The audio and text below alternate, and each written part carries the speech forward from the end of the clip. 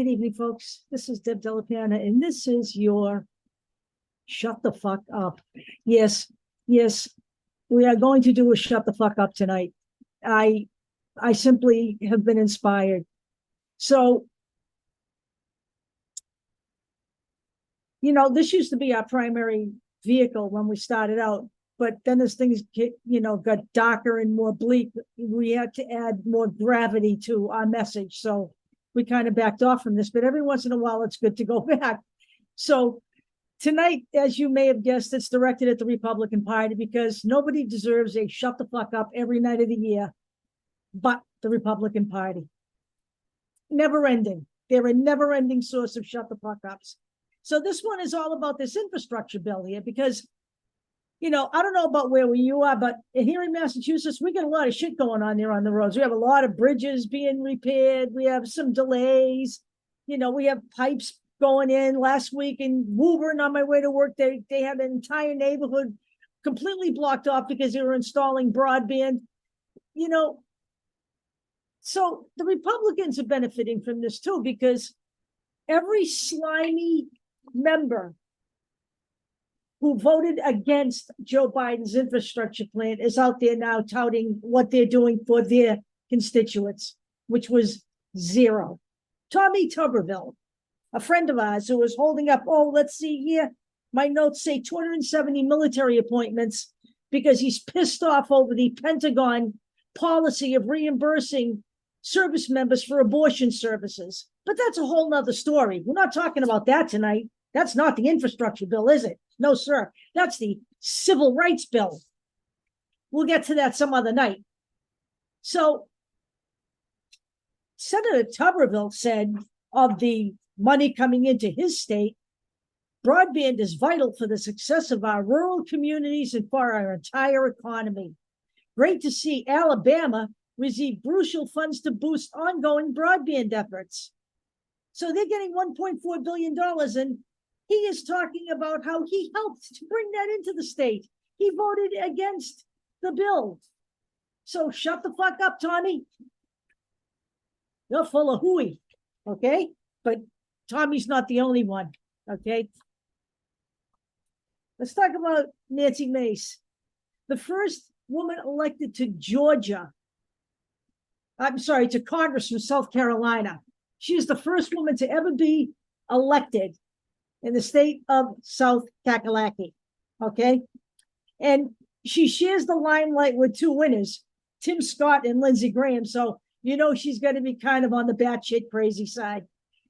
So she tweeted out, congratulations at Ride Carter on securing $25,906,730 in grant money for the Low Country to ensure improvements in more efficient transit system. So not only did Nancy Mace vote against Joe Biden's infrastructure plan, but she was so opposed to the bill that she penned an op-ed piece for Fox News calling it, quote, a fiasco and, quote, the Green New Deal in sheep's clothing. But yet Nancy's out there taking credit because she can. Who else? We have a whole bunch of people here. Yeah. Let's go here.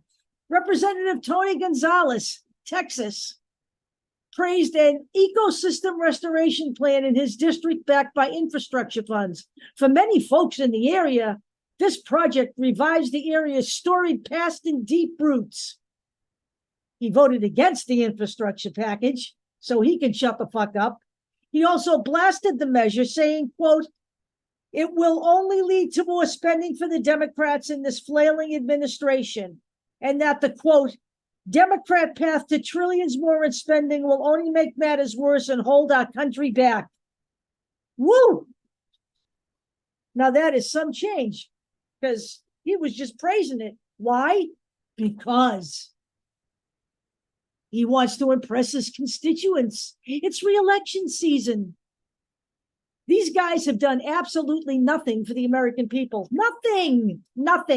And they have done nothing for you, even though they're telling you they brought you the money to the state, because they did nothing to bring the money to the state. That's the whole problem here. See, they're getting credit for shit that Joe Biden is doing for everybody in America. That's the problem here. This is a lie. Okay. So listen to this assessment. The actions point to an uncomfortable conflict for GOP lawmakers. They want to deliver for their constituents, but they are also under pressure from the House Republican leaders, former President Donald Trump, and right-wing media to oppose Biden at every opportunity.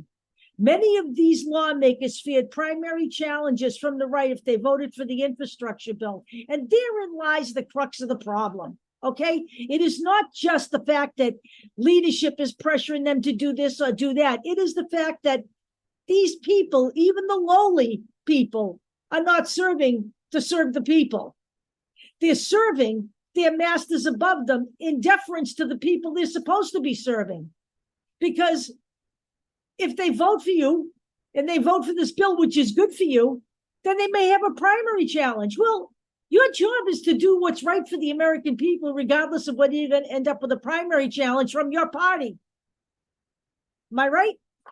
Am I wrong? Am I something wrong with that thought process? Okay. Oh, there's no end. There is absolutely no end to any of these cretins, So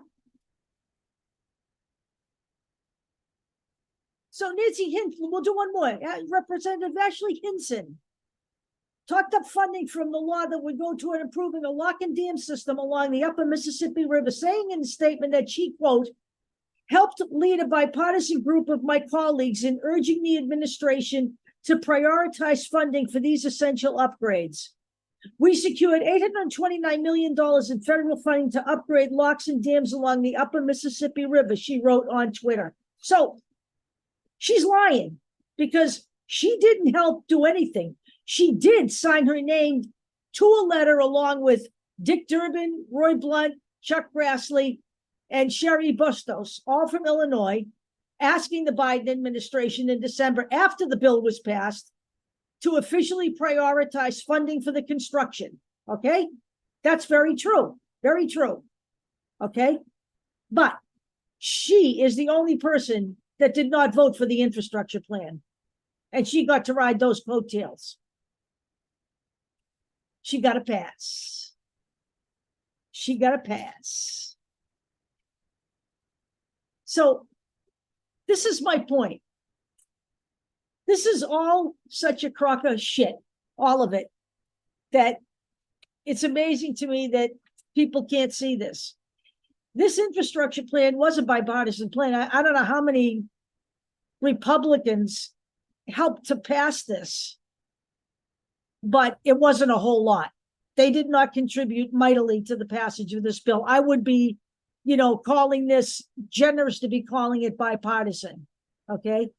Because everybody now that's got their grubby little mitts out to make themselves look good to their constituents so they can get reelected again for another term that they don't fucking deserve is to get on the coattails of the Biden infrastructure plan. And they use the doublespeak. Oh, I only oppose the infrastructure plan because of blah, blah, blah, blah, blah, blah, blah, blah, blah. But I support what's going on in my town. That's a crock of shit. Okay? That's a doublespeak. That's doublespeak. Okay? Doublespeak. What you did when you voted against it was do what Donald Trump wanted you to do. Okay? That's what you did. So let's not pretend. So you can all shut the fuck up. And I'm done. But I'll be back because we're going to do more of these, I think. There's a lot of shit going on, including indictments. They're coming. They're coming. I'm telling you. But don't expect them to be. Certainly people were waiting for today. Not today. Not even sure tomorrow. But we shall see. But things are heating up. I'll talk to you all later.